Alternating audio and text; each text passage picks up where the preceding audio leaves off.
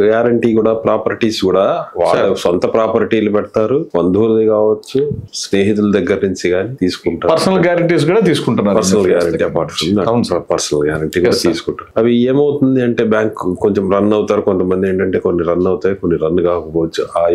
ఆ కాలమాన పరిస్థితుల ప్రకారం ఫెయిల్ అవుతారు కొంతమంది.